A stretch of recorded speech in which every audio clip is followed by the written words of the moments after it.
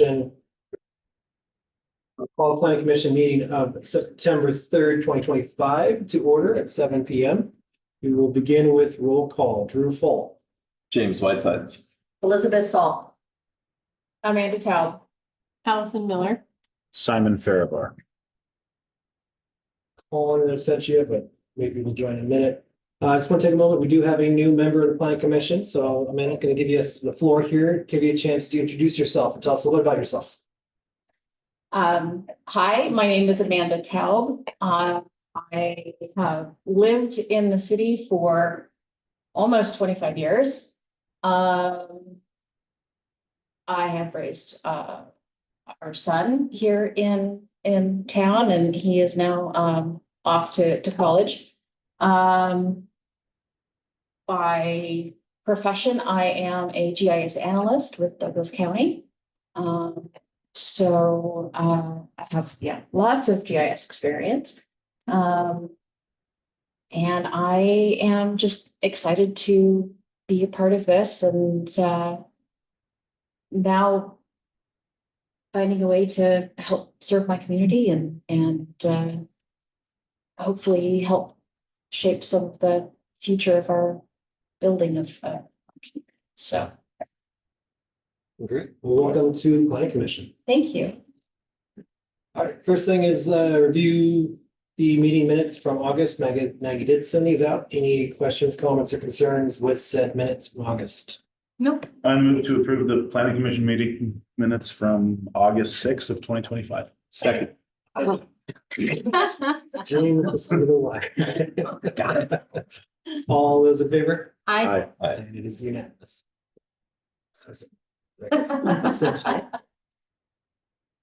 Okay, first on the docket tonight is pick up discussion on Triplex design standards. I'm gonna hand it off to you to give us a little rundown of where Maggie left off. Yeah, I think she just basically wanted to get some direction from you guys if there is a specific. I think what her and I sat down last week and we were struggling a bit with the like Leavenworth, if you walk down the streets, it doesn't have a specific feel, like there will be a brand new shed roof house right next to it, a house built in 1925. So she did here, I can pass this out to you guys. She did come up with this little character giving architectural elements, like ideas. Because when we were looking through the Snoqualmie and the city of Wenatchee, we didn't feel like they fit Wenatchee's Leavenworth communities. So we were driving around and then we just were looking at, okay, well, how could we make it look like it had a neighborhood feel? Like, what does that mean for Leavenworth? Mm-hmm. And I think that maybe both the documents we're looking at are too big. Like too elaborate and have too many regulations. Like it's hard to even imagine how it seems like it would be confusing for people that are building a house in Wenatchee. Like, wait, which one would I fit into? Mm-hmm. And I feel like that maybe is too much we were both feeling that way. But we wanted to hear from you guys and see what you think about that. If you have ideas about where to move forward from here, and if you want some sort of, something from us that for next month or, I would love to hear your thoughts on that. One of my biggest concerns of this is that everything that you see here is extra cost to construct usually. And that I don't want to put too much of it. I do love the idea of neighborhood feel and also to have some articulation from the street, whether it be, true architectural or just done by design to, not make it like the triplexes on Whitman Street look like we talk about. But all of these, and I know Allison could speak better to this, but multiple window or multiple roof pitches and, Please stop that. Yeah.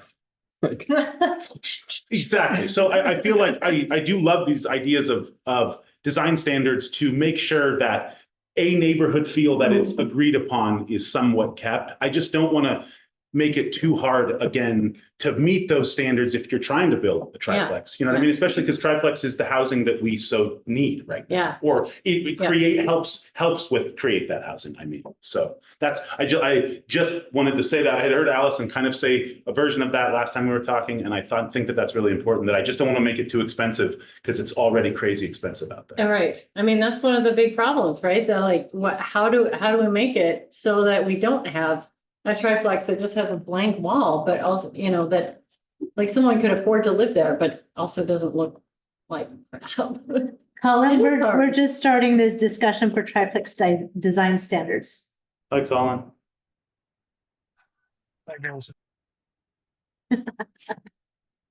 I think the issue with like Leavenworth character is exactly like you said, Celeste, that like you walk down the street and you're like,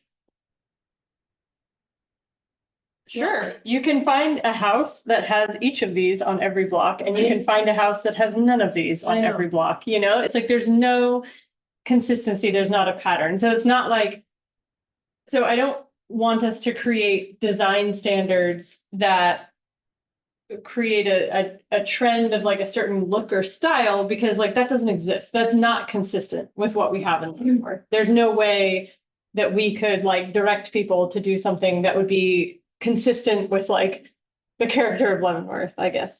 So I would say like just the big picture stuff, like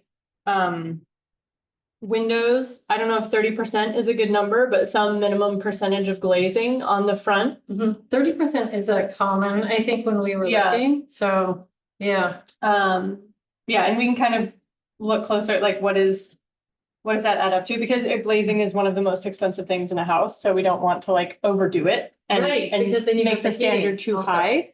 right? But saying like, instead of saying like, oh, it's a certain style, but to say like when you're walking down the street and you're like, oh, this house looks neighborly and welcoming, like facing the street is one of the things that does that. So like having windows on the street side is one of the things that does that. So I like that one. Something about a porch, and I do like the way that Wenatchee used the term like weather protection over the front door, because that has a practical element to it and can be done in a lot of different styles. So that's kind of a nice one. Yeah. Because also like having weather protection over the door is just another one of those, like that feels neighborly, and it can be a lot of different looks and styles and whatever. It can be done in a lot of different ways, but it does make it look like a house that is interacting with the street. And then the garage is a tricky one. Because we have a lot of narrow lots. And if you're doing like townhouses, it's really, really hard to not have your garage take up most of your front facade. So I'm cautious about doing that, even though it's nice to not have a garage take up the whole front.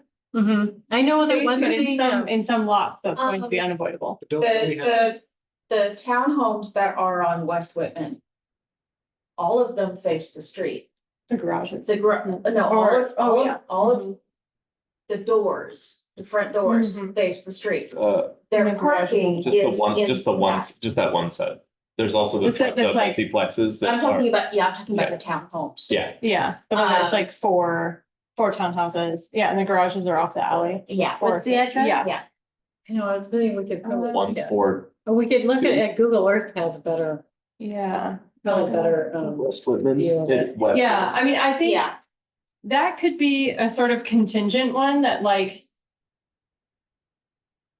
if there is an option for parking, One more down. Oh, right there. They're there. yeah, those ones. Yeah, Yeah. one thing that Yeah, Maggie and I like had those are nice. discussed was That looks having, friendly for the street. Yeah. Certain. having the garage just set back, like if there could be a way to modulate it, so it's like a foot back from, like the house is here and then the garage gets Yeah. set back just a foot.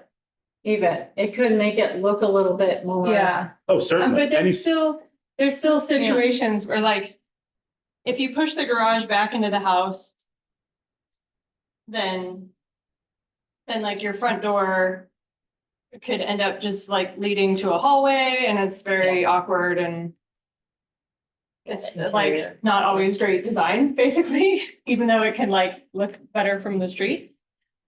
So I mean, we already have code that says like in the residential zone, parking off the alley is preferred, and I guess we could put something in this, like if alley parking is possible, then you may not have more than 50% of the front facade be garage. If alley parking is available. That feels like a reasonable limitation. Yeah. Exactly. Because then you could do a single garage up front, change one of the entrances to be on the front facade, move two to the side and have garages in the back, two in the back. And then that would also create Yeah. better, Or that would create a more condensed unit too, because right now it's 3 with a large unit in front. Right. The way they're typically built. Yep. Yeah. And I also have a question. The idea of a traditional building material really scares me. I just that the word traditional seems to have so much ambiguity, and then to try to, I mean, who cares if it was stucco or lap siding or any sort of new modern siding that's works. This is the framing though. So I think what we want to encourage is people to like embrace SIPs if they can do it, embrace other design standards. yeah, So, like okay. no traditional, like no building Well, also materials. wood is no longer allowed as Exterior. siding for WUI code. Yeah. There we go. But that's where you get into like what is traditional? What is the traditional building material, and are they talking specifically about, because brick Stick is, framing as opposed to SIPs or what do they do? What are they talking about? Okay. I don't think we want to limit any of that. Any of that. I think that should be struck completely, but I mean, Allison knows better. What is the most common siding right now? Party. Yep. Party board. Concrete. Party. Which looks really nice. That's what's Yeah. on my house. Yeah. Fireproof, Fireproof, and it's impregnated with the color, so it lasts longer. Yeah. Good stuff. And I Could mean, it encourage looks, brick and concrete, but it can look very traditional if you want to do it or not, like it can kind of be whatever you want it to be, so. And I mean, that's the case with a lot of kinds of siding, even some uses of metal siding can be very traditional if it's just like a wainscot or something. Yeah. So, Yeah. Especially with a newer modern design. So, If that's yeah. the aesthetic you're going for, I certainly wouldn't want to hold you back. Right. So I mean, we could probably go down a lot of rabbit holes here. Mhm. So I think Yeah. what I'd like to do is kind of flip this on its head a little bit, and let's kind of talk about what we don't want to see and see if we can't kind of reverse engineer some ideas here. And I think she did want you guys to all fill this, like, put yes and, you can put your name on it or not, put yes and no on these. Like which one? None of It us sounds have like you pens. definitely Do you have don't like extra the- writing utensils? I got Oh, okay, 2 people are prepared. Yes, Writing way more utensils. prepared. They came with You guys need pens? I have two more pens. Oh, okay. Thank There's some you. highlighters in front of, Oh, there's. front of me, I won't get it. I just highlight all over mine. Take one down. Yeah, going back to your question about like, well, Drew, you could, Thank you. I need mine. we could say what we don't want to see, but I feel like when I read all of these things, I had the same, I was like, oh my gosh, this is like just much. an insane amount of detail. Like, we need like 3 bullet points or 4. Sure. And the things that I felt like came to if I was like to pick, because I do think we need to pick and not be so extensive in things. If I was gonna pick the things, I'm sorry to not follow your directions, Drew. It would be the windows, the modulation of large facades, the covered porch, and something about the garage. And those would be the 4 that I would think that if I was gonna pick and prioritize all of these things, those would be the things that I would prioritize, all with the caveat that the city of Snoqualmie had in there of unless it is in the style of a single family home that's broken up. So unless it's to the benefit of, well, I guess the modulation, I take that back. This says modulation of large facades, not delineation between units, which is different. Mhm. And so I guess I would be open to one or the other of those. But don't see a need to delineate between units if the style of the house is 3 units that look like a single family home, I guess. Okay. I would prefer to see, I think 2nd-story deck balcony projections No. are a thing that people propose and have done all over the place, and they're the worst. They're terrible. They're Yeah, wasted space. They never Yeah. get used. They never get used. No. Yeah, Yep. they become storage. Yeah. Yep. So I think we can I collectively cut that calculate out. Yeah, I totally agree. balconies all the time. Windows, if we're talking about 25% or something like that on the front, not at this 30%, I think that's a fantastic idea. 30% is like, it's less Is that the right than you number? would think, Okay. but Especially if it's done The artistically front or. exposed like, I facade of mean, my like house those, is like that's way more than 30%. with one piece of Of glass. each I think No you need to kidding? get So just one, 30%. okay. I think. It's easy to Where get did the 30% measurements new come from? I have a construction. I have a 3 by. You just take 8 the window. wall and the glass. Okay. wall, Yeah. Area of glass. So, yeah, I mean. That's definitely more than. I think unless you're gonna have Well, like the side of a garage facing the front that you don't put windows in, 30% is pretty easy to get. Okay. Yeah. If you have a tunnel style with a garage, like you'll never get 30% unless you count the garage door as a window. Can you put windows in your garage door that count for glazing? Yeah. Yeah, Yeah, that's what yeah. most of the codes do, Okay. Yeah. but that's a good point. If I we would, look- I would absolutely love people to modulate faces of buildings, but from a cost perspective, like, This is what I worry Yeah. about. I think that I agree how good it would look to make sure that there is all sorts of, difference in the Yeah. architecture. yeah. But Well, also, there's an energy problem we have too, like, people are so used to cheap energy here that they build kind of crappy homes. A lot of the time, and so like not thinking about sun angles and other things like that, so. The glazing, this comes back to glazing for me, where it's like, why would you put a bunch of windows on a north face? Like, sure, but Well, and you have to be careful about windows on a south face too. yeah, why you know, put a bunch of like- windows on a south face, why Yeah, put a ton on the coats. west and on that end of town, we'll Yeah. just get roasted all the Yeah. time. So. Yeah, so there is, yeah, I mean, I Pretty feel good like window. there's scenarios where you're gonna be like, well, this is like facing straight south and, Well, can we allow for a variance in those sort of situations? yeah, I mean, if it's obviously brought forward by an architect or by the, the builder or the homeowner. That's Yeah, like, I hey, mean, if this you is, can make this a is what we're dealing with, and you can make a good case. I mean, allow the planning department to kind of work through that. So do any of you know, are any of you builders or know if like if the modulation of a building, is that? it's expensive. Does It's it add expensive. cost? Even that Like- 1 foot that you were talking about would be Yeah, I quite really expensive. don't know, Because so- building So- one single wall, Well, if people- especially in, go for If it. people use materials that were interesting, it could be cheaper, but the Yeah. choice is usually not to use steel or something to create depth. Like, Everything has cost. I did a project that had a bay, like a Differentiation. pop out like this, Yeah. so there was like a dining area here. Mhm. And the builder was like, you could have just squared it off and like made the whole thing bigger and it would have been cheaper.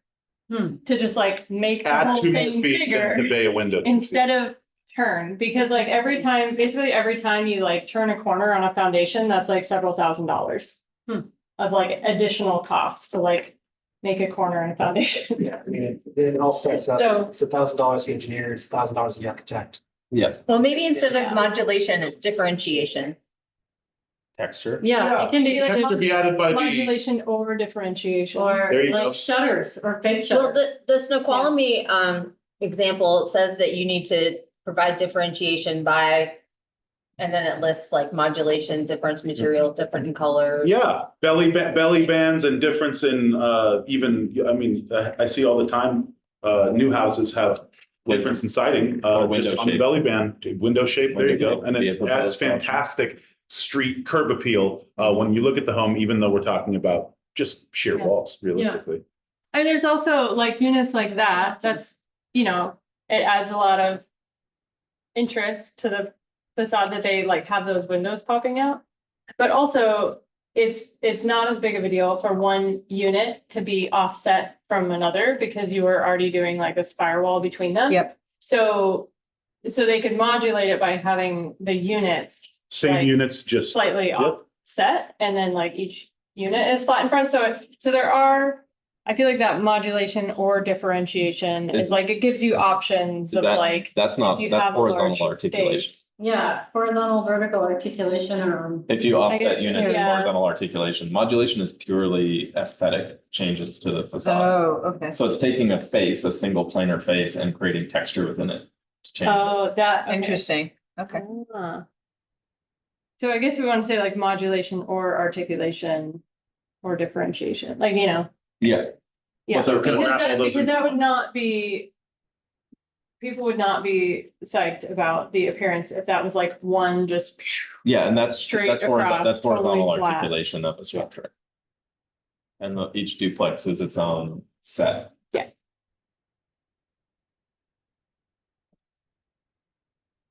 Yeah, if that was one solid unit, but it's funny, like if you read about current triplex design, there's a bunch of articles where they highlight very planar faces with multiple entrances that make it look like an old school building, kind of in a weird way. It's kind of, it's funny. I don't know if I like it, but.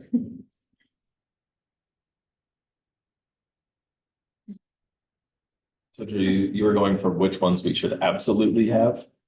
Or which ones we absolutely do Well, not I was want? just trying to rule out what we don't want, and then I think that was gonna narrow us down to pretty. Multi-plane roofs would be my vote to take immediately off, because. Yeah. I agree. I also marked no on that, so that's fine with me, no problem.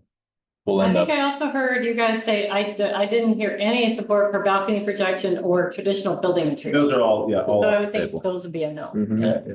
The WUI thing is already. It's already part, yeah. It's already I think part of the code. Yeah. I think she got this from, I'm not sure where. Let's see, I would say that pitched roofs are a must if there are snow loads. But don't we already require that?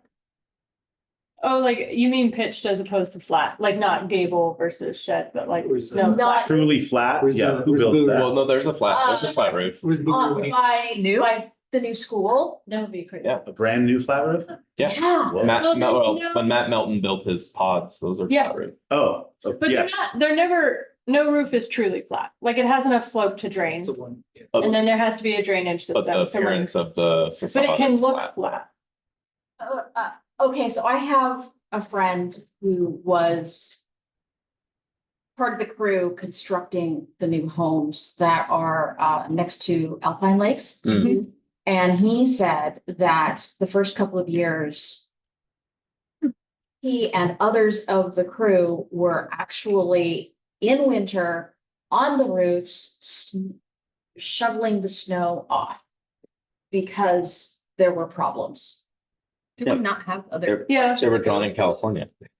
So, So, I mean, it's I mean, like, that's- they have to be structurally engineered To hold it. to hold it. So the roof is not going to fail under Yeah. the snow load, but they could And have they can be designed really to hold it. significant, like if it's not designed to like drain correctly, then they're going to have water problems. But yes. that's also like, Wasn't it You see foundation roofs- issues? you see roofs where they have This, like this action, are you talking about the roofs? Yeah, yeah. Blows my mind. roofs that like, No. or a God, or a That's the one gable on will the like corner. come down into a wall and there's just like a tiny little cricket and you're like, that's a recipe for disaster, Yeah. but like, you can't.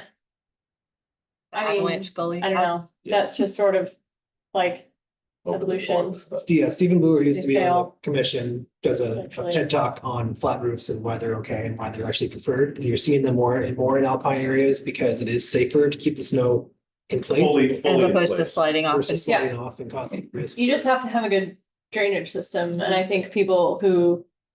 It'll be engineered to hold the snow, but then if they haven't.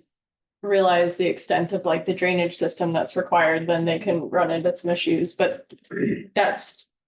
I don't know, bad design, you can't like write all bad design out. Yeah. From a of cost perspective, existence that with code. raises cost to build too.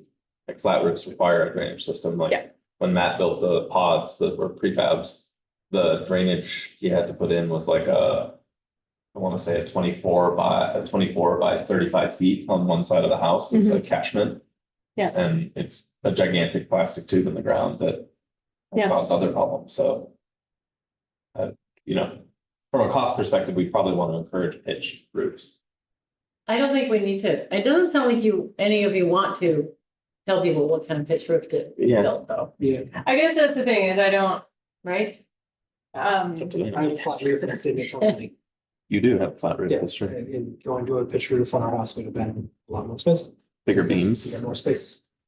It's just trust. It's not gained. Also. And then if we're talking about flat roofs, we'd also be talking about eaves, which would be a no-go if you have a flat roof, right? You don't need an eave. generally, yeah. So at least 18 inches of an eave would only be one of these things if we are saying that flat roofs are not Mm. something that's available. Mm-hmm. I mean, I think. And are we taking the idea that if you ever want to build a triplex, you can't have a rooftop anything here either? That was an interesting thought I had too, which is like, we are encouraging the covered porch thing. That's an interesting concept. Like, I think outdoor space in a tight lot is important. There's the 10 by 10 foot requirement in Wenatchee, or so you have to have at least 10 feet bi-directional from the entrance as like space. Okay.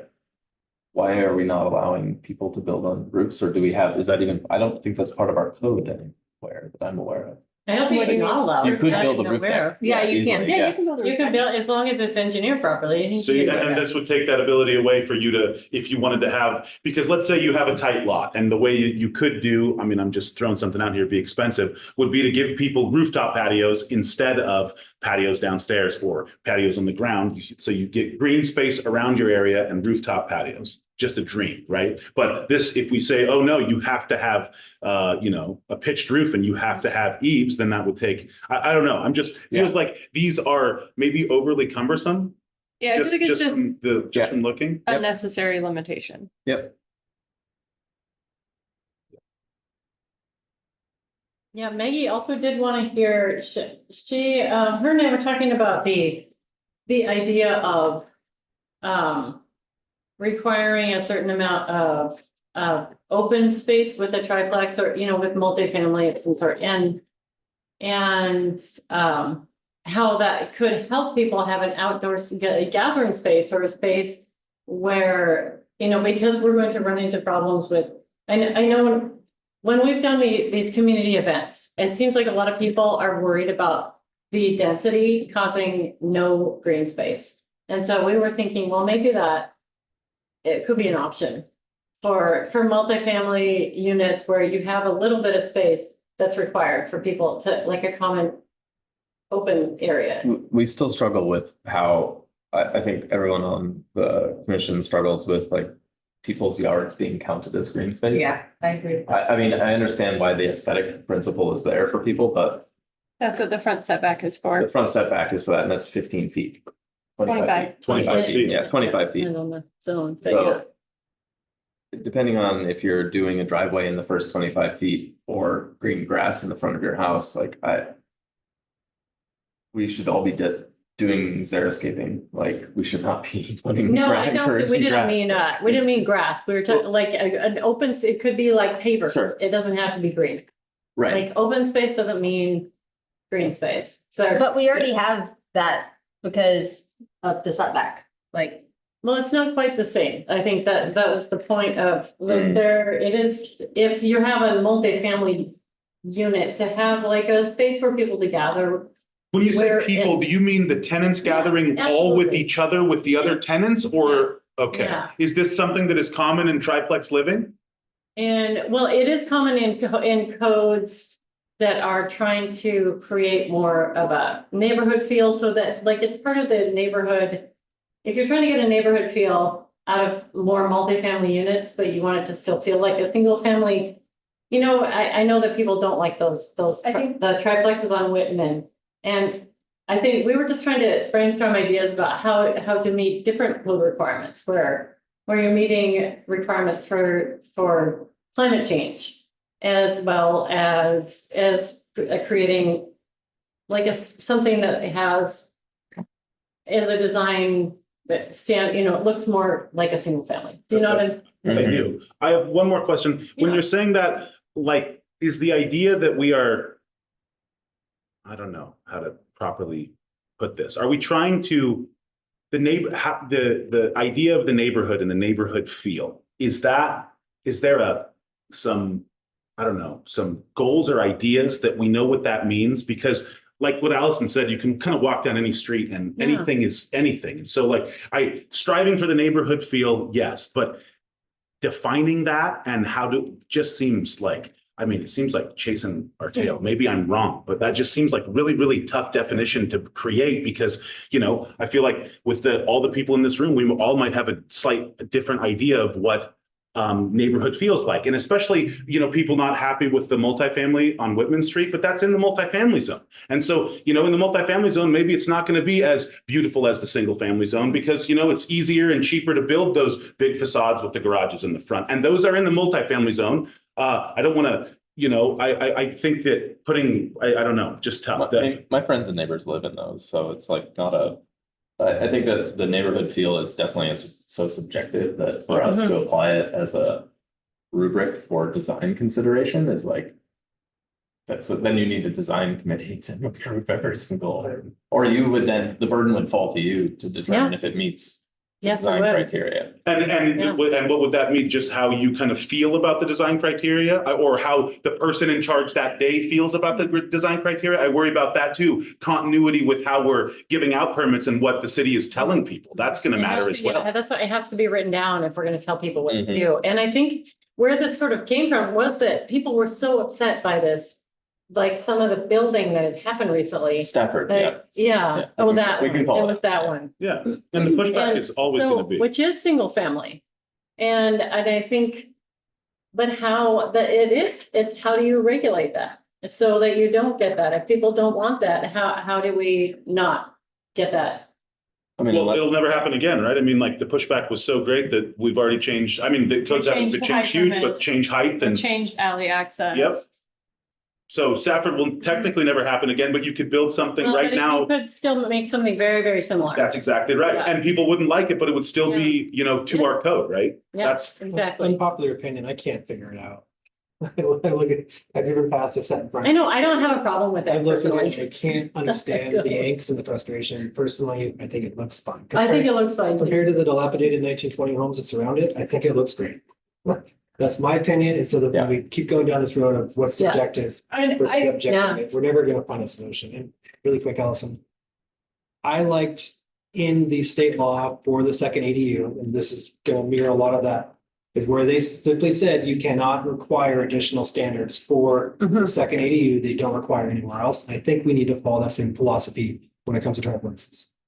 So what is it that you want? Do you want us to just not continue with any sort of design requirements at all for a triplex? Or do you want to do something minimal, like take a couple of these, like Allison was saying, maybe just like a paragraph of them and say, hey, we'll put this in code. We're pretty close. I think we've got to talk about a few more of these. Mhm. I think we're pretty close to having, right now, to me, it's looking like 4 or 5, but 2 of them actually might be combined, but I'll let Allison pick up where you're. Yeah. I think that a lot of people feel that the character of Leavenworth is relatively small homes on relatively large lots. And so people feel like, yeah, there's a lot of open space because in general, the houses are not very close together. That's not consistent, obviously, because there's a lot of places with really small lots that have been developed individually. There's also a lot of places where the small lots were combined and, you know, it's smaller houses on bigger lots. But it is and so we have this challenge of how do we respect that people feel like that is the character of Leavenworth, but we are required to figure out how to accommodate more housing and more density. Yeah, That Yeah. that is our purpose. yeah, absolutely. Is we have to figure out how to accommodate that. So I think when people are like, oh, well, we need more open space, we need bigger yards, it's like that is unfortunately not compatible with the future of development in Leavenworth unless we like throw the entire Growth Management Act out the window and reduce density, which is not an option in my opinion. So, and probably legally it's not an option. So anyway, so I think the whole open space thing is just this concern about like, we're fitting more house onto less lot, which is an inevitable product of like infill development and increased density and growth. Yeah. And when you walk down the street and you see something like that, and it has this nice open front yard and it has front porches, it's like, those are inexpensive units. There's a lot of them in a small space. But they're not They're not overly close to the street. Like they have a yard, they have a nice front yard. The parking is off the alley and I'm like that. That is a very nice form of development that I don't feel like people are gonna get that pissed off about because you walk by and you're like, oh yes, these are like houses that are facing onto the street and it feels very neighborly. And they have a front yard and people freak out about something like pine grass because front yards are tiny and it feels really close and like, oh, there's no open space. And it's like, well, that's because the sidewalk is in their yard and there was this whole weird thing that we don't do anymore. And so I think we just have to, like with the open space thing, just be like, the front yard is good enough. And realistically, you can't see what else is going on in the backyard. And if there's open space that is not like the street frontage, then it doesn't really matter anyway. Then like, it only matters to the people that live there. And if they want a bigger yard, then there's cottage housing or something else. Like we don't all get a big yard.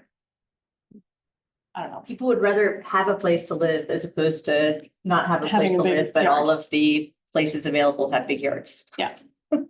Well, and won't a lot of the triplex, see, I feel like we talk like there's just all this vacant lots that are just ready to be triplex, right? And those don't exist. Jordan's got a couple right now, you know what I mean? My parents own a couple on Farivar Lane, but like as far as vacant lots throughout the city limits of Leavenworth, there's a few. And so a lot of this will be infill housing. And I'm gonna go right back to what Drew said earlier. It's so smart that like, these are hopefully gonna be second first ADUs, and then maybe another ADU or a little duplex building on a lot that already exists. And to throw the book at people who are really trying to do something, and infill housing will look a lot more similar because the people who are building probably want to build something that's similar to what they already have. And when I see infill housing, it seems like that. And so I hate to over encumber what is already going to be tough with extra stuff as well. You know what I mean? If it's going to be infill housing, that was the whole idea in the first place. That's fantastic. Let's try to bolster infill housing instead of, regulate it to maybe not even being able to do it. Yeah, I hear you. So no on the open space. I mean, yeah. I think I'm like, you have James a said it. front yard, you have windows facing the front yard, you have a entry facing the front yard, that's gonna look like part of the neighborhood. Yeah. It's going to look welcoming. I don't know. So the way that I've got it scored at the moment. Yeah, I think that the first two, so 50% garage facade, garage facing the street, and the very last one, windows and the percentage of glazing in the front facade. I like the idea, those are probably all combined, and I think we need to do an if-then statement here. So that there's options, but if, I think we start with if alley parking is available, that's preferred. If you do that, then we have a glazing requirement for the front. If not, then maybe reduce glazing. So I think let's just sidebar that one, but I think that's a discussion of itself, yeah. Yeah, how to dive I've got a no for requiring pitched roof, eaves, covered porch, secondary story, balcony. Ornamental materials, traditional building materials, WUI is redundant because it's already required. I thought the porch, we were saying weather protection is the porch. Sitting porch versus entry porch. Yeah, I think is think, good. I think saying, that was, I think in Wenatchee code, Yes, or there was some other protection. code that was referenced, and it had a good way of phrasing, like, Okay, 3 I can look feet that of weather, whatever it was, It just was like like weather protection over the 3 by 3 or something like that. Yeah, I mean, because those have weather protection. Which is Yeah. good for Leavenworth when we get a Yeah. lot of snow. So Yeah. Yeah, I mean, because you're not then going directly out into the snow Mhm. or into the rain. And And it- hence the it's snow like- isn't directly falling into your Hybrid front entry. porch too. Yeah. So, Exactly. yeah. Um, Good call out. And then, like I said, WUI is redundant. Yep. I think we did now that James gave us the proper definition of modulation, we did modulation. This could be change of material or change in design. But some sort of modulation throughout the facade. Yeah, we all agree on that one? Expanded modulation, but I think Yeah. we need to expand the definition, but yes. Modulation of large facilities facades via multiple options. Vertical articulation, do we get a consensus around that one?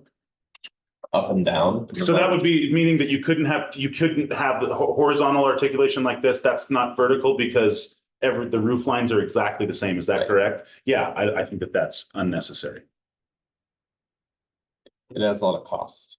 Agreed. Yeah. Okay, good. I always know what that Horizontal was. does not necessarily, but it depends on the design. Like most of the West Whitman style designs of triplexes are single roof line.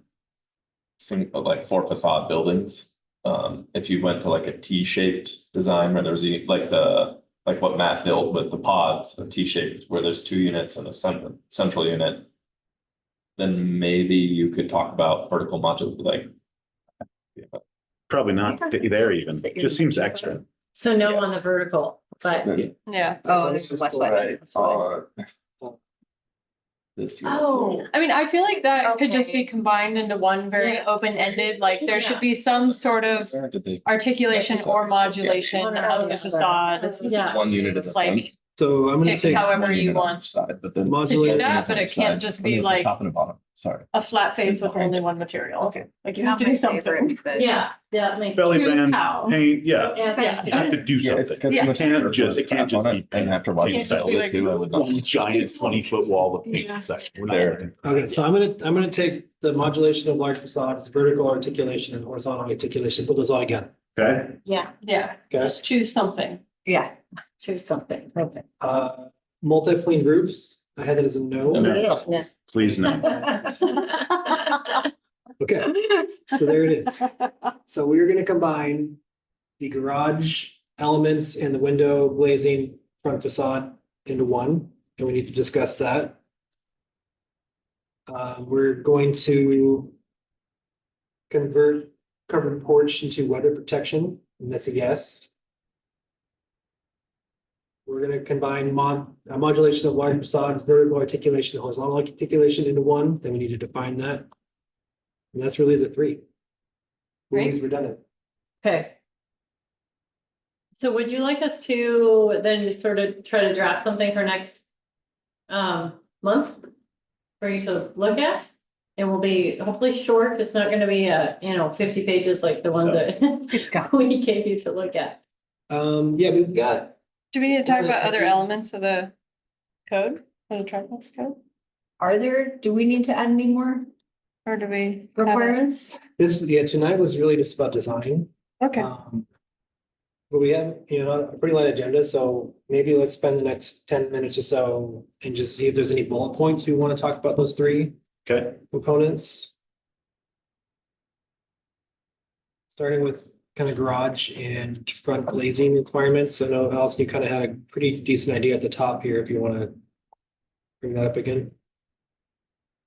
oh, like of specifically how to do the like Conditional. garage Yeah, windows, blah, blah. condition component. I'd say if alley access is available, the garage may not face the street. exceed.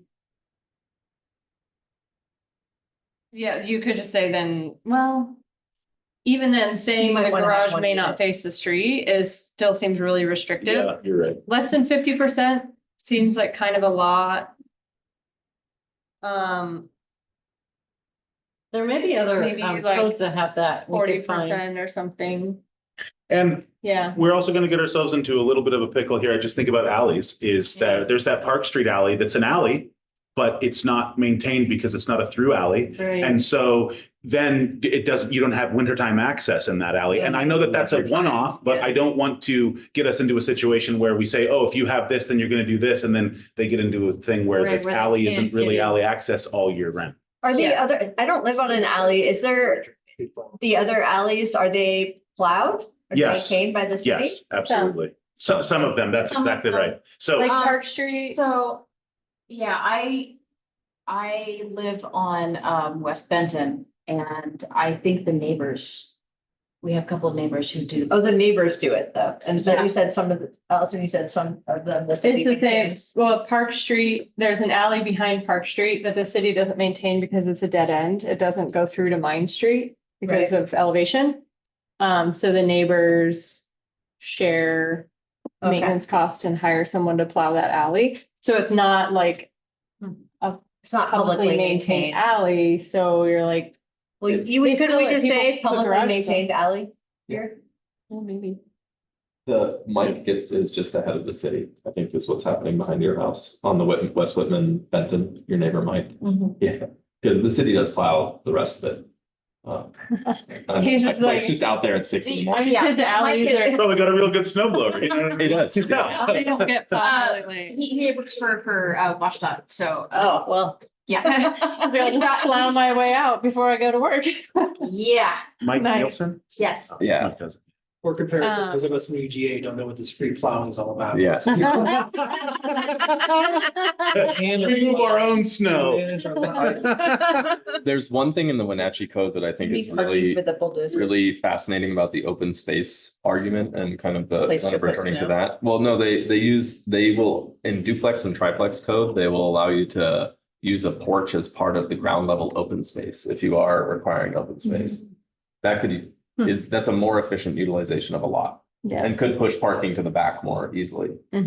So So maybe an interesting consideration. this Are kind you of saying we like, should add open space requirements? Well, if we have setback, right? So on triplexes, what we could say is that you can You can include you that. can in slide the setback. triplex forward on the lot if you build a porch in within Ooh. the setback. I like that. you're already allowed to build a front porch within the setback. Right, but this is a covered porch underneath portion of the upstairs Of that. building. Like in their diagram. Oh, Yeah. like the inset Yeah. porch and using living space above as the. Yeah. Gotcha. I think you'd have to set like a minimum size, so it wasn't like, we have this little stoop. But that allowed us to push the whole. 10 feet, yeah. forward. Yeah, no, You know, you we'd have to put be, forward it's the min- dimensionally relative to the distance Yeah. you're coming into the setback. I like that idea. Interesting. Okay. So, Actually, that's something That could also be covered parking. here's a whole, we already have a Instead of chapter a full garage. in the Leavenworth Code, residential dwellings standards. We talked about this when we talked about manufactured home standards, but we didn't get that deep into it. But residential dwelling standards, A, if the main entry door of the dwelling does not face the street from which the front yard setback is derived, a minimum of 30 square feet of glazing shall be on the portion of the dwelling facing the street on which the front yard setback is located. B, entry porches and landing areas shall be constructed as an integral part of the dwelling architecture and of materials which complement the primary structure, which obviously is completely open-ended and basically impossible to enforce. C, attached and detached garages shall be constructed with siding materials which are the same or similar to those of the primary structure. I have also seen that ignored numerous times. D, all dwellings shall be permanently connected to foundation, blah, blah. E, and F. Any support structure built to meet snow load should be designed to integrate with a building. Shall not be a separate support structure such as a portico. Whatever that If means. you build a carport, you can't build it separate from the house. You have to build it attached to as an integral part of the house. Yeah, chat with one of our city council members about that one. Ooh. Because Anne has carport in her front I would not recommend it. Yes, she does. I think Colin said something. What was that? I wouldn't recommend building your carport separate from your house. That's how mine is. Yeah. Yeah. Silly. I mean, there are reasons you don't usually see it, but it happens. On level grades, no more than 12 inches of foundation wall shall be exposed on the walls facing the street. And then there's all these other, if the slope, blah, blah, blah. All siding shall extend below the top of the foundation 1.5 to 2 inches. Bottom trim board does not qualify. That's just best building practice. Yeah, I was gonna say, who's building a house with the siding up the side? Skirting The ma- base plate just sticks out. Yeah, skirting materials shall resemble a typical, so like we have design standards. Right. Yep, they are not all super enforceable, but I'm kind of like, do we even want to have separate triplex design standards? Or do we just want to have? Do we just want to edit our design standards and that's for all residential dwellings? Yeah, that's an option. And Yeah. You can just certainly do call that. it a day and not be like triplexes are I special. kind of like that idea. And just be like triplexes need to follow the same standards as a single family home. I can't think of one of these that wouldn't necessarily apply. Apply to Right. both. You mean like we could just Yeah. take this and Yeah, absolutely. change the code that the way it's written now? Because yeah, some of those, you're right, Allison, some of those they're not enforceable. Like entry porches and landings shall be constructed as an integral part of the dwelling. Materials which complement, I feel like if we just said. All dwellings should have weather Oh, protection oh, over the wait. front door, it's like, We okay, need to be careful. I just thought of this. Manufactured homes. yeah. Can't, So you we can't make it an referred integral part of the back to some of dwelling. that. Okay, good, because you, like, if you were to build a manufactured home and you build or you bring one in and place it on site and you build any sort of decking or whatever, Yeah. it cannot even be, it can be attached, but it cannot be load bearing. So it Yeah. cannot be an integral part of the home. So we So- might be, So that was in there, I think the entry porches and landings shall be integral, that was put in there. To stop manufactured homes from being built. certainly. Oh. Because the manufactured home standards referred back and said manufactured home standards have to meet all the same standards, but we went back and changed that like last year, That's what I right? thought. Yeah, We changed it and we took that out of the manufactured home code. So now the manufactured home code just says. It does say shall comply with all local design standards applicable to all of the other homes in the neighborhood. And then, it has to be attached to the foundation. So we did cover that.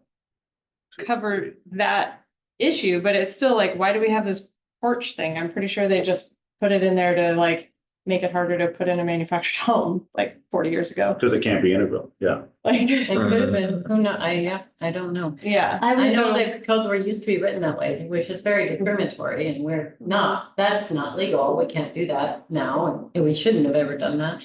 Right, but I mean, it's a gray area, it's not like explicitly Yeah. applying to manufactured homes, but I think it may have been related to that when it was put in. I was told, I don't know if this is true, am I allowed to? Of course. Okay, so historically, and again, this may not be true. But historically, it was encouraged to have porches and larger front yards to create that neighborhood kind of Andy Griffith ambiance where But we're all white welcoming fences, you, yeah, we welcome you to Leavenworth. This is our home. We're outside enjoying your company and encouraging people to be out on the front porch to welcome people to our town. So, Yeah. and I don't, like I said, it's not written down anywhere historically, but Original redlining. Oh, right. I mean, honestly, planning did not start in a good place, as probably all of you know. Yeah. I mean, But I feel like, if we kind of replace this rather bizarre and difficult to enforce thing about porches with just like weather protection, you need to have weather Have to have protection weather at the front protection. door, then that and it it can be any covers what kind we're you want. looking for of like, we do want that neighborhood feel if you're walking by and you're like, oh, there's the front door. And it feels welcoming and whatever, but it's also not specifying how that has to be accomplished. Yeah. Over specifying. Over specifying, yes. Well, like Pete's house on Park Street has it's just the thing with the cables holding it up, that's fantastic. And that's different and it looks cool. And And it suits the house. it does, but it's not necessarily in line with what the other materials of the house Yep. are. And it's like, why Yeah. are we even trying to control something like that? Yeah. So. That's a great point, Allison. I agree. So let me just get consensus. Are we all on the same page that instead of design standards for triplexes, we just adapt and redo the design standards for all? Or just some small tweaks. Well, And just, then yeah, let those residential design standards kind of be the design standards for. but it's still the three that we kind of outlined. It's still the weather protection, it's still garage or front facade, and it's still, well, I guess the only one that would be unique is the articulation. you could still have a paragraph in there for just triplexes, If it's- have or design just- standards for residential, and then you have You- just one section that Or you has, could say like multifamily yeah. Up to, development, Up to four up to units. 4, yeah. up to 4 units shall have Yeah, one Yeah, unit sorry. is, yeah, if you're just building one unit or one unit with an ADU, I guess we're getting in gray area right quick there. But Mm-hmm. just the single family design standards, or I can't use that term, just the residential design standards. But if you are building multiple, 2, 3, or 4 units, then it falls under these three extras come into play.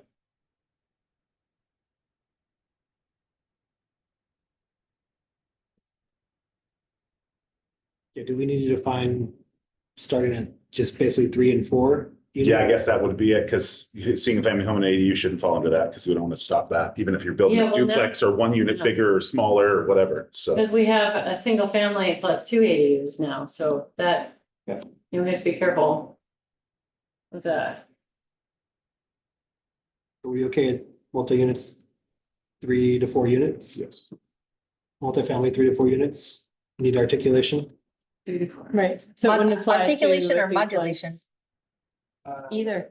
You have to choose. Modulation, which could be Any. articulation. I just, Correct. any. Yeah, anything, just please, just no wall. Just so it doesn't look like a blank wall. Yep. Plain wall. Yeah, but I feel like the calculus of like the garage glazing off the alley can just be like, we can come up with how we want that phrase and it can apply to all residential construction. There might be something about like the percentage the garage is allowed to take up varying for like a single family versus multifamily units. I would have to look at some examples to see like what works. Also, I noticed this does say 30 square feet of glazing shall be on the portion of the dwelling facing the street, not 30%, 30 square feet of glazing, which is not insignificant. not insignificant, but Depends on the design. Yeah. But again, each of those windows is probably like 3 by 5. So those are each 15 square feet. Each of those windows. So that's, yeah. So that's 30 square feet, which is kind of a lot. If it's a really narrow unit. Yeah, it's a lot of window. So I like it being proportional, like percentage rather than square feet. Yeah. But are we, right. you said each of those 30%. is 15 square feet, so each building has 60 square feet then, because there's 3 buildings there, right? But each building is 2 units. Going towards. Oh, is it, but are we doing So I by was building saying, or by like, unit? per unit. Oh, per unit, okay, cool. See, I was wondering how we're gonna break that down. So, okay. Gonna pick up some kids there. Because per unit makes sense, because that looks good, if there was only half of the amount of windows. Or maybe the windows were smaller, I guess, I don't know. Let's say that's maybe 192 square feet of facade per unit. Which would be 57 square feet of glazing at 30%. So I think, yeah, maybe 30, I was. 30 square feet is better than 30%? Or the percentage should just be a little lower, maybe. To account for like, I mean, especially if you want it to be Bavarian style, they're traditionally very like small windows scattered about the facade, not huge ones like that, you know? So you don't want to tell people you can't make a Bavarian style. Well, If you feel like it, you don't have to in the residential area, but maybe you want to. I mean, I wouldn't mind some modern Bavarian, but Is modern Bavarian just Yeah, modern what is- architecture? Yeah. Yeah, that's what I thought. It's just. no, but it's small windows, like there's, I mean, Big E. Okay. they're far ahead of us in design. I mean, let's not Oh, kid that's, ourselves. yeah. It's a wood trim. Yeah, and they have. Yeah, 30 square feet of glazing on a facade that size would be closer to 21%, 15 to 20%. 20%. Okay. So yeah, maybe like Benchmark at 20 for now, we can adjust. that glazing. Okay, so Celeste, do you feel like you have pretty clear I direction? think so, yeah. I think we can get something to you, and then you can tell us how we did. Also, if you have ideas, like during, you know, the next couple of weeks, if you find a code that you really like, or some, you know, you find a wording for something that speaks to you, you can send it to me and, or send it to Maggie, send it to both of us and. Yeah, that's always helpful too. Great. I find them to be polar though, right? So that's I looked at this already, but like there you end up with like a Sedona-like design set of standards, which is very restrictive and narrow. Or you end up with sort of like lots of little bits and pieces that aren't necessarily congruent. So that's where we simplify it and make it extremely tight on the like livability requirements and focus design on livability and not on appearance. Like people will not like that, but like livability is our key responsibility, I feel. People won't like it because when livability is going to be the key, you're going to try to maximize everything, and maximization is going to look like more flatter walls that are further out towards setbacks and things like that to maximize interior space. And so I think James, he's right. I totally agree. So you want it more simple. The more livable you That's try what to make it, the more yeah. pushback you're going to get from the people. No? I think it Depends on the people. Yeah, Yeah. depends on the block. It is all subjective, and so that's like what we'll continue to fight against. I mean, curb appeal helps with livability too. That's fine. I can't disagree with that, but like, it just feels like, especially from the building standpoint, if you're, your funds are what they are and your lot is what it is, maximization seems to be the best idea.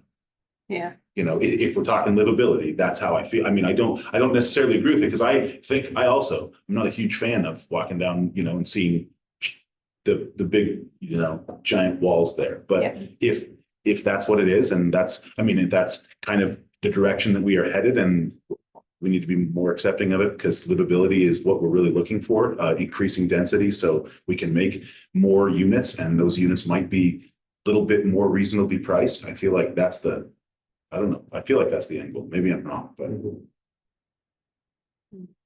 All right, next thing on the agenda is to discuss housing element goals and policies.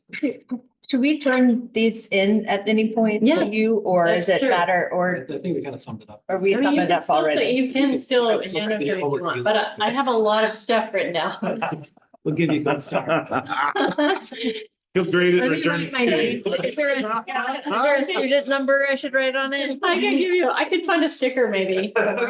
Okay. There we go. Pen, there you go. See your pen. Aw, you got a pen. Oh, wow. Thank you. You have a lot of notes, so. So next one is discuss housing element goals and policies. Celeste, are you walking us through this one? Yeah, so did you guys, I don't know if you all, I did happen to, didn't I print this? I printed out. You might already have it, so I don't know if you need these or not, but I'm gonna give them to you since I printed them out on the waist of the trees anyway, so. This is from the Department of Commerce.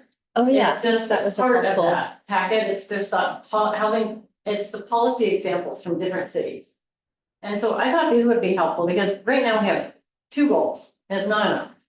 Our housing element as it is, it does not meet the current requirements, we would. If we submitted that to the Department of Commerce, they would tell us to start over. And redo it, so we need, it needs to be more robust, we need more goals and more policies, and these are a bunch of policies. Of different cities, I know the city of Wenatchee's in here a few times, so. I mean, we can certainly come up with these ourselves, but we thought if you have ideas about, some of them will have to be, are going to be mandated by Department of Commerce. Like some of it is coming from the state, like things we need to put in that we don't have.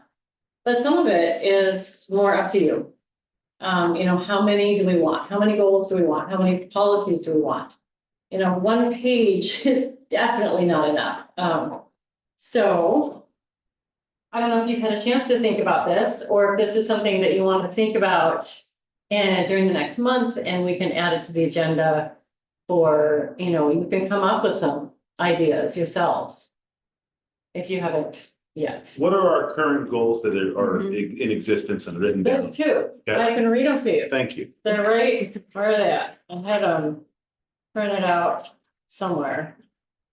I can probably just, if I can't find it, I'll just look them up. And these were set by the county, correct? What we presented. these at one point. Where? Oh my gosh, were Way these too specific? low. Here they are. I got them. What was that? I'm sorry.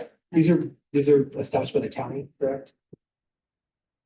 No, this is our, No, this it's is our the city of housing Leavenworth, Okay. comprehensive plan. This is our housing element. There are two goals. Goal number one is encourage the availability of affordable housing for all economic segments of the population.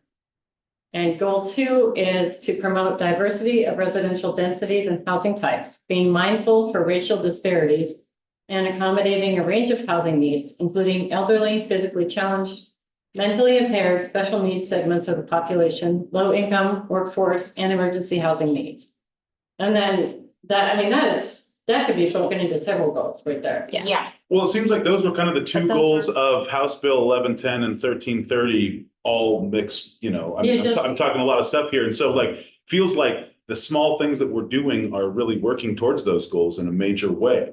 What other goals are we supposed to add that would, I mean, maybe I'm missing the bigger picture here. It feels like those two goals are the goals of these bills that were passed and like of the idea of increasing density and lowering barriers. And it feels like everything that we've done since at least that I've sat on this planning commission is working towards that. Is there a whole, because you said that It the is chamber, to be you written said, into the goals and policies, like we are working towards these things, but it needs to be more Comp plan. precise. It's part of the comp. It plan, I is, think. like, this is important, But it's to just not break them enough? out. Yeah, it's not enough. I think it will really help you to look at what other cities have done. Like all of these are like just a bunch of policies. Okay. Hold on.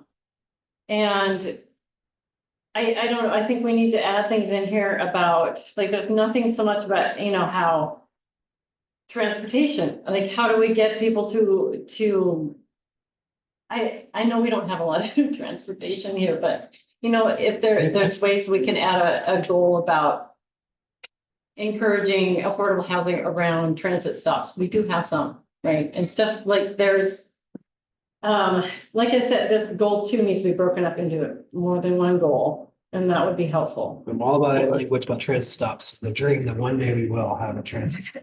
Yeah, well, we do have some bus stops, and I know that, there's somebody that came in for a pre-app to build a, in this lot right here that has the vacant lot right behind City Hall, to build a unit, like a multifamily, structure with, I don't know if you guys have heard about this yet, but it's really exciting. I don't know if it's gonna work out, but where he's got like basically like little hotel rooms, but you rent them.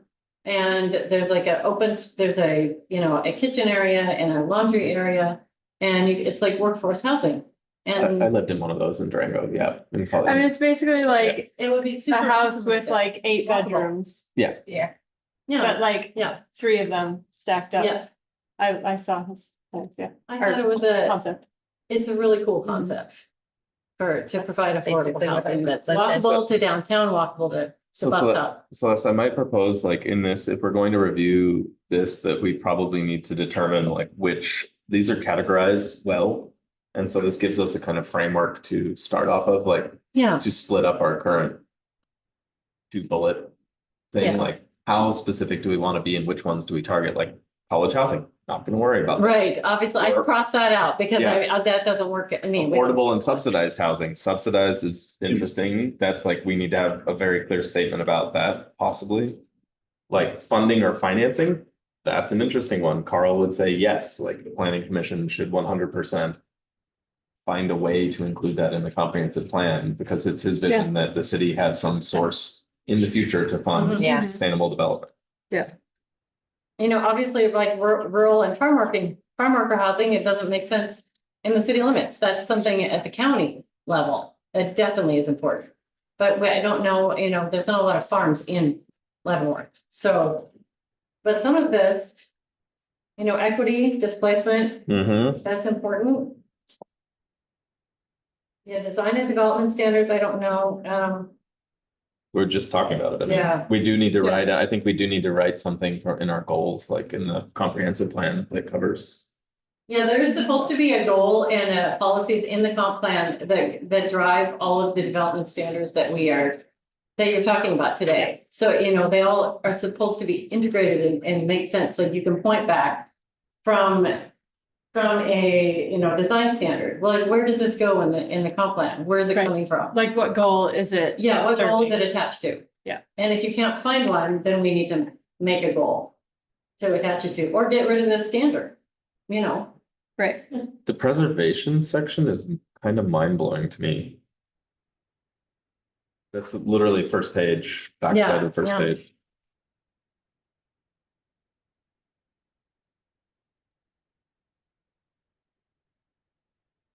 And in your thoughts. Well, like, we don't do this, right, No. as a city, like, I don't think is there any programs that the city has to help people with maintenance? No. No, it's like disincentivized essentially. Yeah. All Because- maintenance, because if you being a do- landlord, maintenance is disincentivized Oh, yeah. overall. Really? Yeah. Absolutely. Yeah. For But it's sure. like business. And as an appraiser who no, it's not, No, it's absolutely not at not. all. No, not at all. The overarching thing is if the unit is rentable, whatever that may mean, you rent it.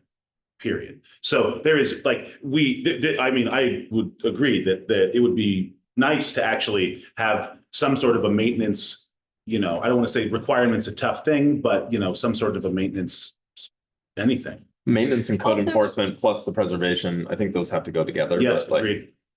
like, if we don't have that today, like, oh, that's an interesting gap. Do we want to do that at the city though? Like, I mean, another gap that is partly a result of adopting WUI codes, which was essential, was like if you like say you re-roof your house, it has to be done to current standards. If you replace siding, it has to be done to current standards. Basically, if you do significant maintenance on your house, like roofing, siding, etc., it has to meet current standards. And some people are like, well, I can't afford to do it to current standards, so I'm just not going to do it. And then you end up with a tarp on your roof for like 3 years, like the house on Benton that just got re-roofed. That was so nice to see. But it's like people are in a home that they can no longer afford Yeah. to maintain. And then if there's disincentives to doing maintenance, then it's definitely not gonna happen. Versus, I love the idea of having a program where it's like, oh, you wanna re-roof your house? Well, we'll help you pay for it because it's gonna meet these new WUI standards. Well, It's a just safety like there is question. for all the energy code things, there's all sorts of incentives to upgrade PUD, your yeah. HVAC, right? It could be Yeah. the same thing, but So, for like, quiet incentive- wildlands. Yeah. Yeah, other. Yeah, so to basically standards. say like, oh, you have like deteriorated cedar siding that like needs to be replaced at some point, like. We have this program to help Yeah. you if the Natch is replace doing your it, siding. like, we should. I see that one right there. It's like, wait a second, the Wenatchee Housing Rehabilitation Loan Program. It's like, I did one appraisal that was done through that, but I didn't know what it was. Oh. And now looking back on it, Interesting. it was like, okay, now I get it. So that's I love that fantastic. program And, like that. and an incentive to actually upkeep and will help you, especially in situations that we have here where a lot of people own their houses outright and can pay their taxes, but there's no way they could afford to buy and live here in other situations. So money's, if we have an incentive to help them, that would be awesome, because helping existing homeowners is something I'm huge on. I understand a lot of what we're doing is, the bringing in workforce housing and how do we house, but like, how do we help the people that are already here and might be struggling, And even protecting though our they citizens. are homeowners already. And I think that's fantastic. And we essentially lose affordable housing by not supporting the maintenance of affordable housing. That's right. Because if you don't maintain it, If you don't maintain Fall apart, it, it it just- deteriorates, and then eventually it sells and somebody tears it down. And then builds a bigger house, yeah. builds a bigger house, That's and then a it's good not goal. You affordable. could come up with a goal, or we could add a goal in there. preservation sounds Talk Yeah. about something to look at. Well, incentive preservation. I would like to put That preservation in there. I Yep. think that's an interesting one to add. Yeah, I mean, I feel like it kind of That goes word along with a but yeah. whole program that doesn't exist. It here, is, but but- it's. I know what it it's means, Preserving the but- housing stock. We won't call it Yeah. preservation, just for you. Yeah. No, Make sure that's out of there. Is preservation like to do with historical building or something? Like historic. I Yeah. don't know, I just Or like, what is yes, that? exactly. It's a triggering word for me and. Well, when you scroll later. I have into a this, background there's in very historic very- preservation. Well, it's Richfield. Okay. Yeah, apparently, so I think the city did used to have some sort of re-roofing program. Here, like long. Let's start it. I, we can, Yeah, does that exist here?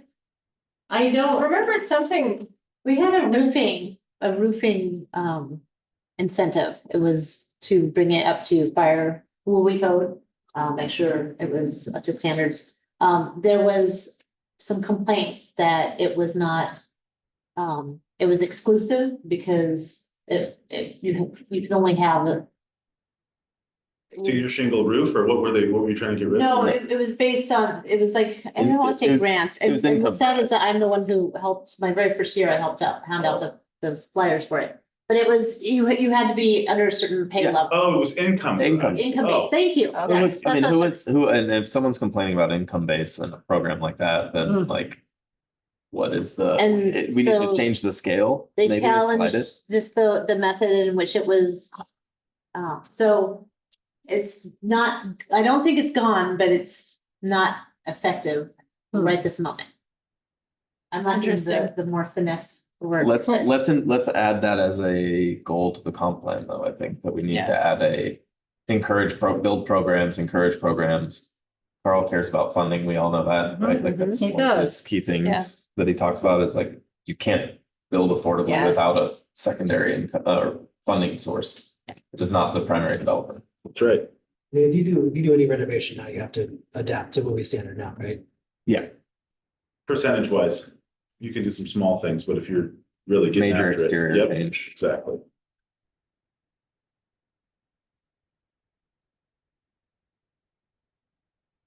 you know, some of these, like you said, we've already done. But we can add them into the goals. The ADUs, we've added that into our development standards.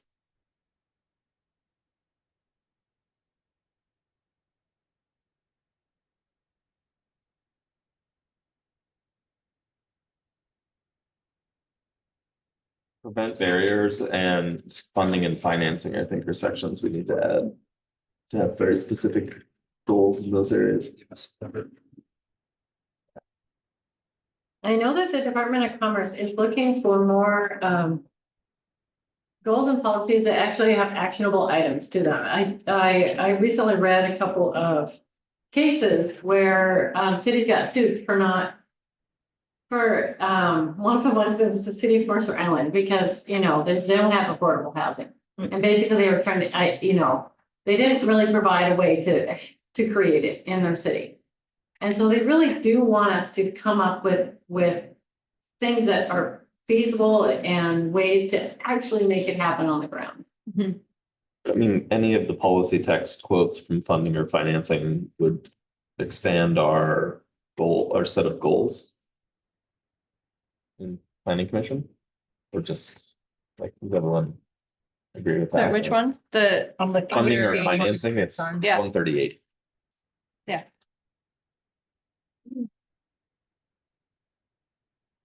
Yes.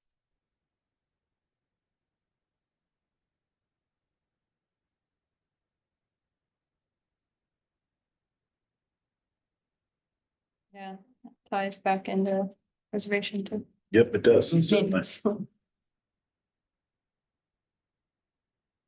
And then incentivization, we've already covered a lot of incentivization. I feel like we went to town on trying to figure out incentivization. Did we get anywhere on that? We're still. I always feel like what Allison talked about with the building across the street, that if you do incentives, that what people really want to do is figure out a way to just build to your minimum numbers and Sure. not really, you know. 99999. Yeah. Exactly right. Like, and so the incentives just kind of seems like something that we try. And I mean, I remember asking Maggie, like, do anyone ever come in and even ask about these incentives? And she's like, I haven't seen it. And I'm just like, okay. So I feel like incentives is kind of a lost cause in Leavenworth. If we had big spaces that would be able to build 200, 300, 400 unit, things, incentives would probably be a really good. Besides the one that happened. I know, but it's That would happen and they may, it's so sad that these didn't like it, that they were built before we had ideas about, okay, we need to create a certain number, 10% need to be affordable. Then that would have been a lot of units, and it is kind of, yeah, I wish that it happened Yeah, differently. but I do think if we had done that, like we do have that as an incentive, like you could have made a certain number of those units affordable. We could have And there forced would have them been perks if it to had been in that, our code. but they didn't do it because it was just an option. Yeah. And so that's Carl always says it's like the carrot and the stick, and he's like, it's time for the stick. Mhm. The carrot is not working. Yeah. They don't want to be incentivized. They're like, we're here to make money. Your incentives are only here for you to do what you're trying to do off the Yeah, back of like they us. don't I don't mean to say it like that, but a lot of themselves. developers are just, get out of my backpack. I'm just trying to do Mhm. this. So- We needed to have a code in place that said you Correct, have you to must. build. Yeah, you shall build a certain number of affordable units, and they would have had to, but we didn't have that. The sustainable housing bucket too in here is interesting Yeah. to me. If we said we were adopting code similar to Bellingham's, that would not go well with a portion of our population, but the first bullet from Bellingham, page 146, the sustainable housing one, foster innovative housing and mixtures of housing types that preserve natural resources and consolidate I open love space. that statement. Consolidate open Open space. space. So I love that. I want us to, that would be, Yeah. that would be maybe a direct, like, green space is not front yards necessarily. It can't really be, right? I mean, it's not, is it? Well, It's a feel, but it's not a real. It's not a real thing. Like, green spaces are the green places you can yeah. use and like Thank you. maintain enchantment, maintain that those things. And we have great city. plans. Get more, find more, Yeah. find more ways We to need more. consolidate. Yeah. Open space. Yeah. We have great parks concentrated in a few areas. Yeah. Where else would the city build a park? On the west end of town. Well, there's the. You mean Pine Tree outside of city Supplement. limits, city building parks? Is that what we're talking about? Maybe I'm, No, No, okay. but, it's, again, it's a maintenance question for us too, right? Yeah. We wanna maintain the spaces we have.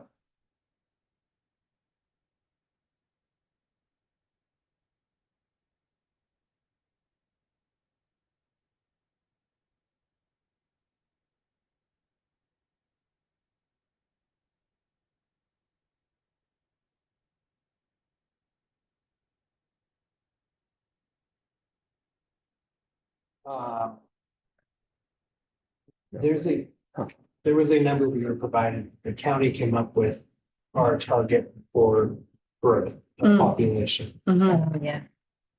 I think we all felt that was way too low. Yeah, So how do we address that?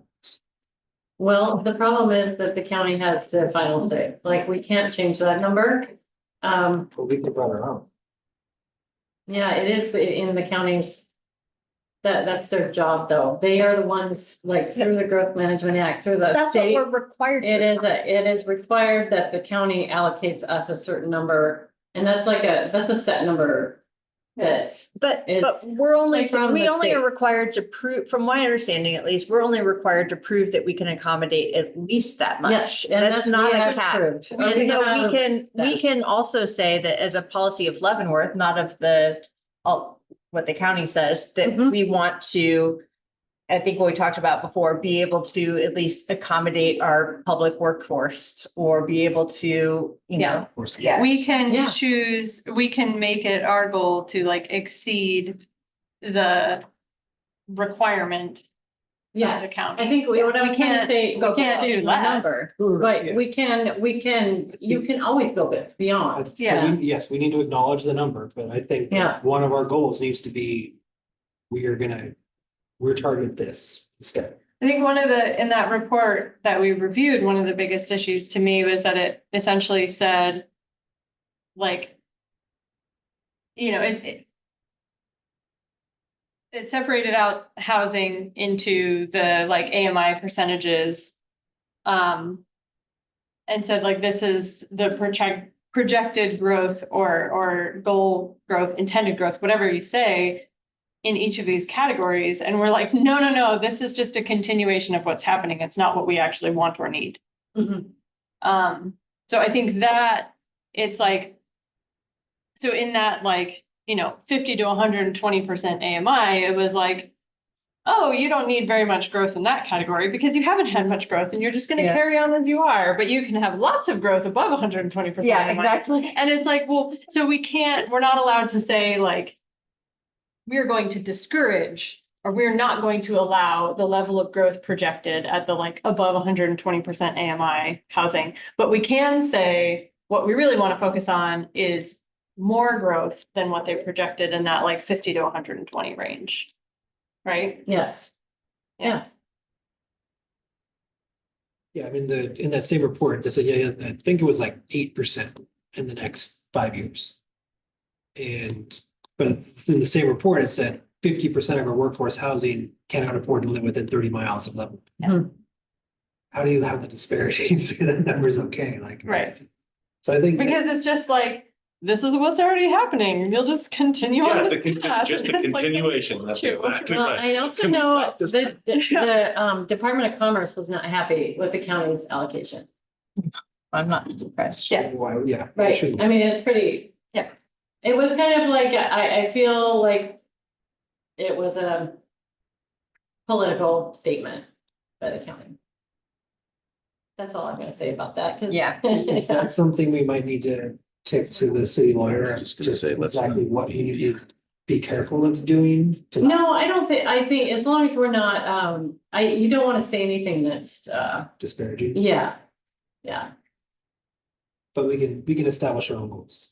Yes, yeah, but you, I Without- think be without careful how you coming, word it, maybe. Outside of financially county, right? But We don't wanna, we don't wanna alienate too many people. More than. I mean, I would hope that it's. I mean, obviously there are people that will not be happy with anything you do sometimes. Yes, it's true. In any situation, but yeah, this is just like, are there certain areas where we want to go above and beyond? And that would be that like 50 to 120% AMI Mhm. housing. Is definitely one of those I areas. agree.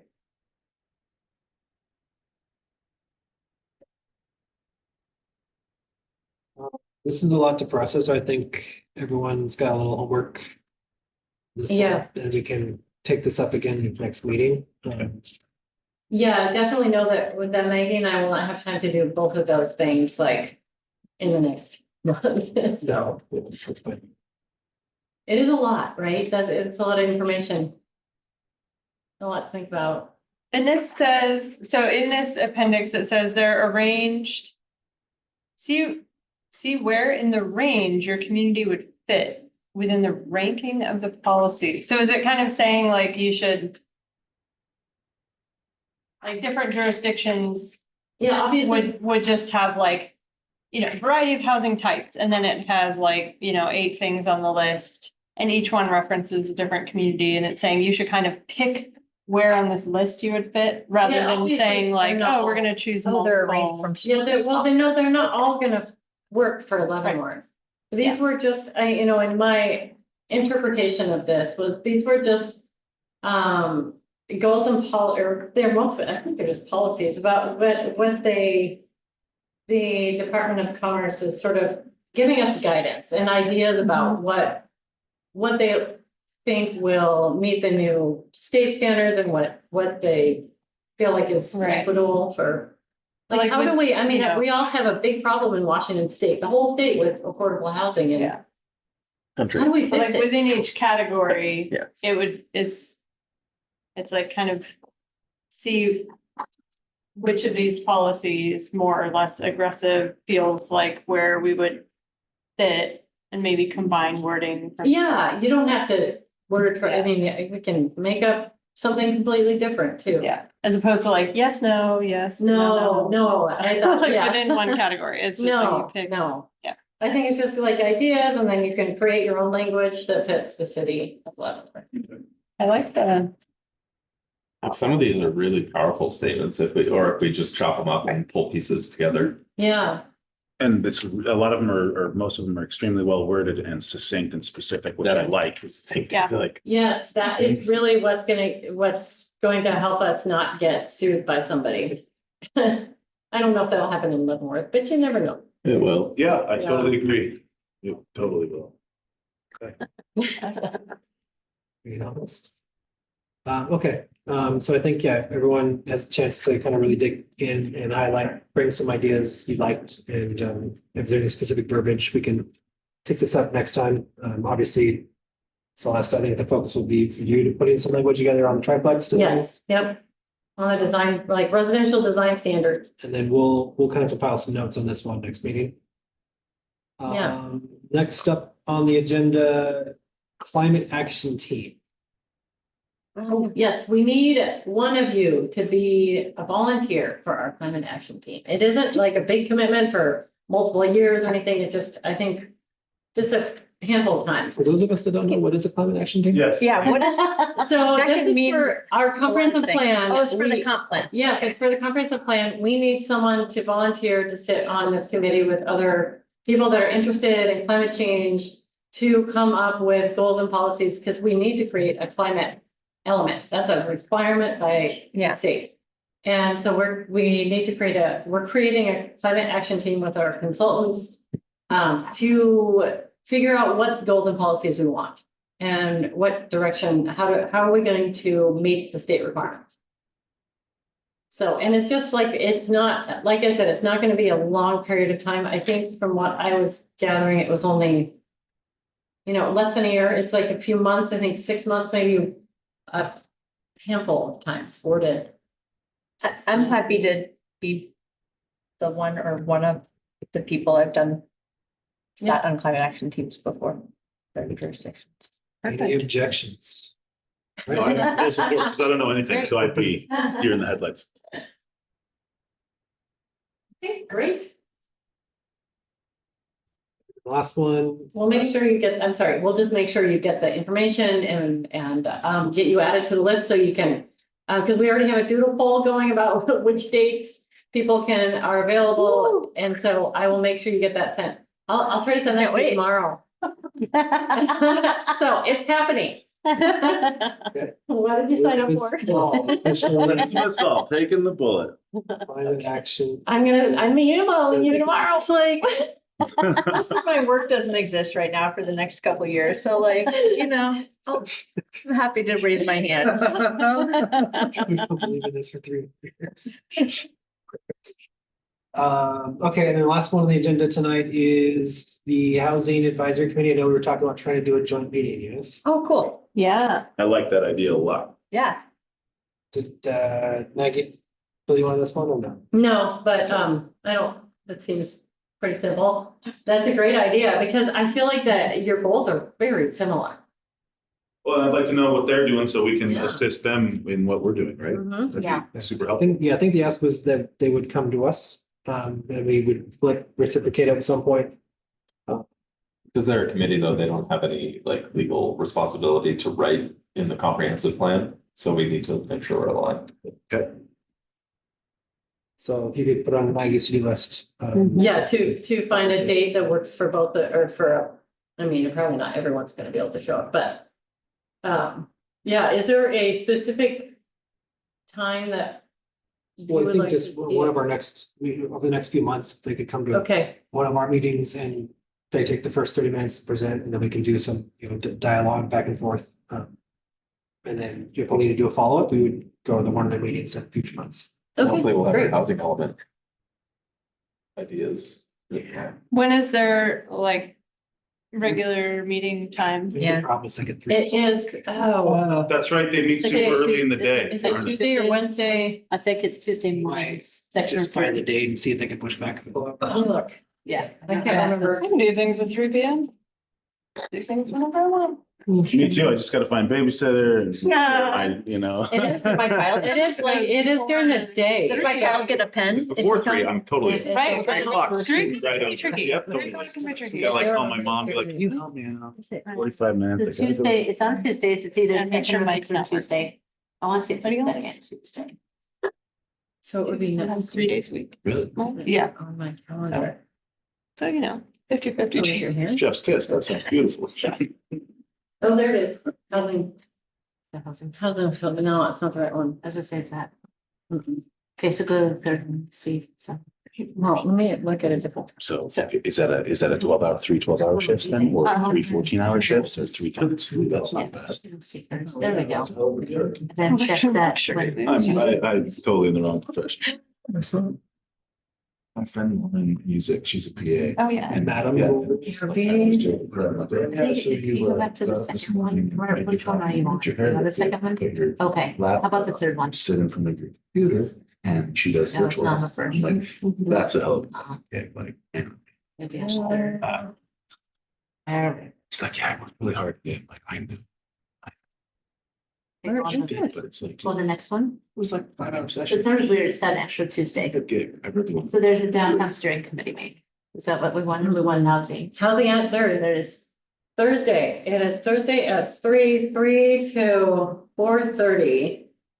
This, like, It's not till Every September I could be one of 25th. those. I could be a representative for us at one of those for sure. I can do that. Yeah, I mean, or the ask would be for them to come to us. To start. Elizabeth? Yeah, figure out from there if we need to. Great. Okay. So we could send. Yeah, so they're gonna come to you Invite- first. That would make depends sense. on if that's Since you're scout the, meeting time, actually. Was it just Like Simon the and policy. Elizabeth, or was it anybody Just a else? minute, I might not be Environmental able is to. just Elizabeth. Yes. Thursday, the what? That's not, yeah. And if we need to have. No, I Oh, know. yeah, yeah. The No, they're 18th. gonna come, they're coming to us. First, they come to us, and we're talking about if we needed to go Yeah, back to if them for we- talking more, Okay. if we go back. Start with, That's start with them coming to You're us. up. Yes. I hope you Cool. already volunteered. And Thank you. then- Wonderful. And I think still on Maggie's to-do list is kind of coming back with some language around street parking, Oh, yeah. off-street parking. I think there was some follow-up there as well, but we can probably pick that up next time. Yeah, Yeah, the whole, she was we were gonna gonna draft something. redo. Like come up with a table that matches the district use chart. oh. Oh, that's right. Mm-hmm. So Yeah. And use less arbitrary information. To determine how many parking spaces are actually needed. yes. That would be helpful. Yeah. Forgot to try and, I'll have to ask my friend about the parking generation manual. Okay, that's everything on the agenda for tonight. Any other questions, comments, or concerns from the council? Entertain a motion to adjourn. So moved. Second. Seconded by Nelson. All in favor? Aye. It is unanimous. We will adjourn at 8:37. Yeah, I'm looking at it. Wow, we were efficient. We went on. some Nice, thank you, tangents. thank Yeah. you, Colin. Did you have anything to say or add before we stop recording? Oh, well, he already. No, I'm good to go. Thanks a lot, guys. Thanks, Colin. Hi, Colin. Stop share. Hold on, let me stop recording. Yes, stop.